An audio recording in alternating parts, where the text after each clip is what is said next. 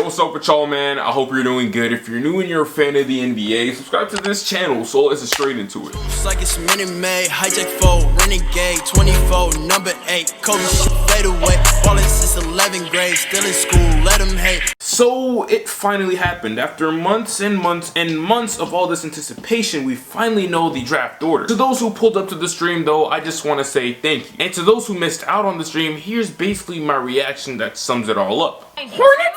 Are they lucky tonight? Oh, the Timberwolves! Oh my god! Yep, I damn near had a panic attack, bro. There's so much to get into and there's so much on my mind right now, and I'm pretty sure that all y'all are waiting to go ahead and see what my ideas are looking like. But before I get into my bag, as usual, bro, I'm gonna need you to at least do two things right real quick. Now, first off, I'm gonna need you to go ahead and sub to the Rusty and Mojo Show, the podcast channel, bro. It is ultra lit over there these days. And secondly, I'm gonna need you to subscribe to my clothing brand channel, because that is where my very first YouTube 1v1 basketball game is being posted. Once that channel hits 800 subscribers, bro, I'm posting it. Here's a sneak peek.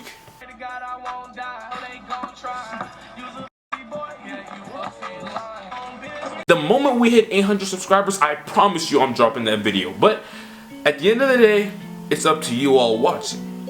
Let's go.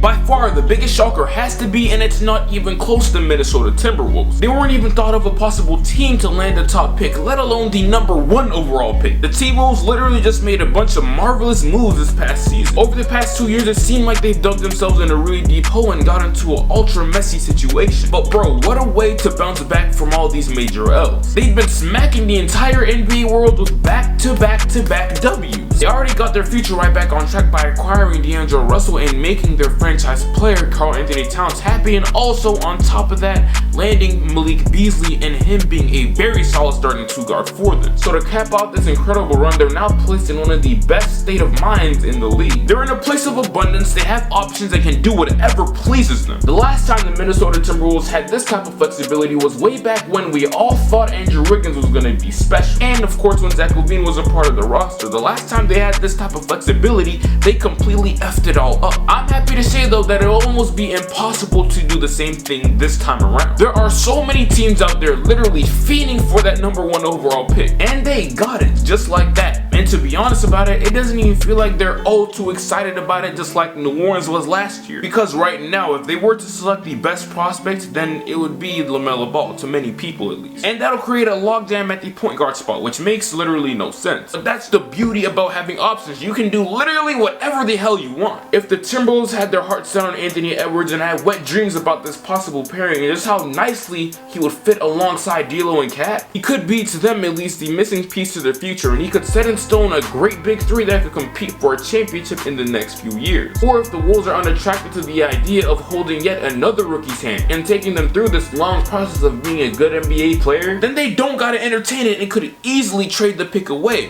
to a team that has an unhappy star to go ahead and bolster the way to the top of the NBA. Now, if there's been one trade that's been in the air and gossiped about in the NBA community for at least 2 years now, it's easily the star that lies in Phoenix, Devin Booker. Now, I'm sorry to say to all the Timberwolves fans who are currently on cloud 9, but y'all are not trading for Devin Booker. It's not happening. It makes no sense because Phoenix has literally been the best they've been in years with Devin Booker as their franchise player. Right now may be the most inconvenient time ever thought of because they have the assets, but also Phoenix is in a great place mentally as an organization. Devin Booker is not going nowhere. He has his own business to tend to in Phoenix. He just doesn't strike me as the type to go ahead and leave in a hurry, especially with all the great things that Phoenix has going on right now. Phoenix is going to be a playoff team next year, so that idea right there should be off the table, but that's okay because there's a team out there like the Washington Wizards who, if they really wanted to, could move on from Bradley Beal and start a rebuild in just the nick of time. And what better way to do that by starting off fresh with the first overall pick in the NBA draft? And for the Wolves, Bradley Beal will cement their playoff spot in the West, but at the same time,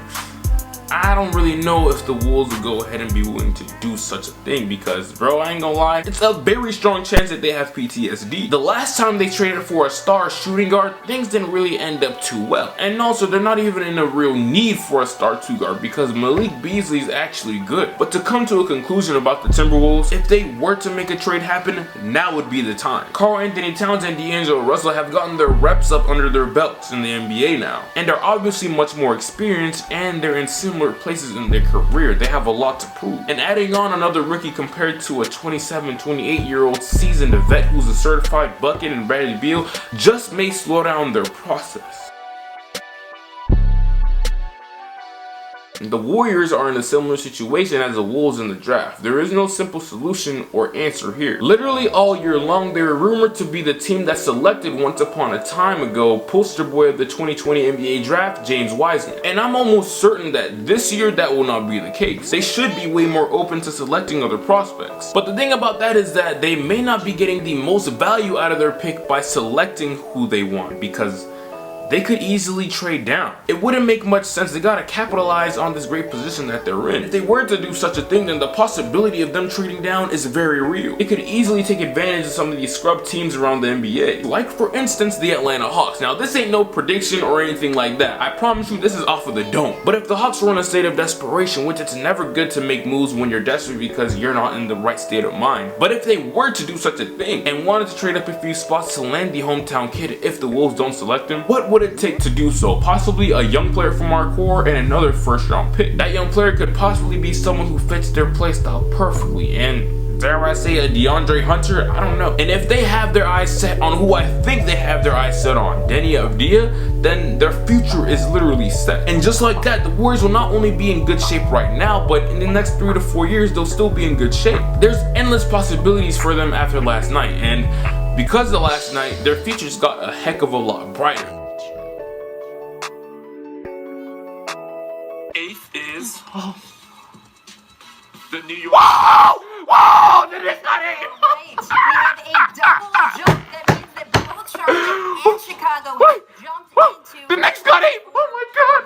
Versus at number 8.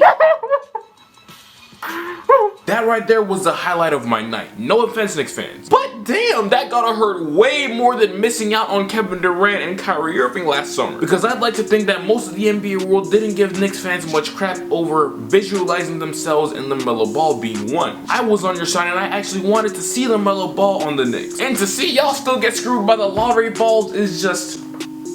bro, it's pain. You don't land the 3rd, 4th, 5th, or 6th pick. No, you're towards the end of the lottery. All those super fly and crisp edits of LaMelo Ball in those Knicks jerseys come to an end. They're useless now. They're in the deep end of the water and are on the cusp of drowning as an organization. Absolutely nothing has gone their way. They needed a LaMelo Ball way more than anyone else in the lottery. And for them to watch a team get the 1st overall pick that was suspected not to land it, just be indifferent over it, bro, it hurts. This is the equivalent of getting your girl taken by the dude she told you not to worry about. Come on, man, that's just pain. I'm sympathizing for you guys right now. And this is the first time and probably last time I'll ever do such a thing. So now the Knicks' future is not looking too hot whatsoever. It doesn't feel like they have that cornerstone piece yet at all, outside of maybe RJ Barrett to jumpstart their rebuild. And they definitely don't have the assets to trade up in the draft at all either. Like, what are y'all gonna offer? What is there to offer? Like, Kevin Knox, did you guys see his draft day outfit last year or 2 years ago? Just based off of that Fortnite themed coat alone, teams have been informed to stay very far away from that man. This hurt the Knicks' future big time because there is no other star in the next 2 to 3 years coming into the NBA draft with more clout, with more hype than LaMelo Ball. This is by far the worst thing that could have happened the entire season for them. The 8th overall pick in this draft class is devastating because this draft class isn't that strong whatsoever. LaMelo Ball won't be on the board and someone like Killian Hayes definitely won't be either. The only hope that they might have is Tyrese Halliburton being on their team. It is a very tough, bleak, depressing, and just painful scene in New York right now. New York fans, I'm with you on this one. I cannot clown another organization without being able to clown my own, of course. Just like how the Knicks have useless LaMelo Ball in their jersey edits, but we have so many useless Anthony Edwards and Atlanta Hawks jersey edits too. Now the Hawks didn't get as screwed over in the draft just like the Knicks, but I think it's safe to say that we aren't satisfied. And if we really wanted to, then we could trade up in the NBA draft to go ahead and draft our hometown kid, Anthony Edwards. Anthony's fit on the Hawks isn't perfect, but it's way more ideal than anybody else in the lottery to me. We need a two-guard who can take pressure off of Trae Young and who's also at least solid at defense. Anthony Edwards is exactly what we needed and what we wanted because he had the potential to fulfill all those things for us. So I wouldn't be totally surprised if our spot in the draft is on the move. We certainly have the assets to make a move happen, unlike the Knicks. One of the teams that had a great lottery night that people didn't care about, or at least, bro, I didn't care about them. The Charlotte Hornets. No one gives a fuck about Charlotte. I'm sorry. Literally no one cares about Charlotte. They moved up hella spots in the NBA draft, and unlike the Minnesota Timberwolves or the Golden State Warriors, they should be open to drafting almost anyone in the lottery. Because in my mind, literally no one's spot is solidified on the Charlotte Hornets. This was a massive W for the Charlotte Hornets, and hopefully this will set the tone for this team going into the future. The 2020 NBA Draft Lottery Night is exactly what us NBA fans need. We missed out on months of all this craziness. And what I'm gonna do to help fulfill your cravings, I'm gonna feed you guys constant NBA draft content. I'm gonna be posting much more in the next few days, so go ahead and show me love, so that'll motivate me to go ahead and show you guys even more as well. This is the end of the video, man. I really do appreciate you for coming over here on my channel and seeing what I have to talk about today. That is, again, extremely dope of you. Now, right before we leave, as stated earlier, I'm going to need you to go ahead and subscribe to the Rusty and Mojo Show. And also, go ahead and subscribe to my Evolve channel, the clothing brand channel, because I'm dropping my first 1v1 there as soon as that channel gets 800 subscribers. It is up to you. If you want to see me hoop, then go subscribe. If you don't, which I wouldn't blame you. I'm not bad or anything, but let me just stop talking so you can see for yourself. Long story short, go sub to that, like this video, share this video, and also, actually share this video with at least 2 of your friends and comment. Let me know your thoughts down below. But until then, outside of everything I just said, I just really hope that you do make your day great. Until then, I'll get right with you.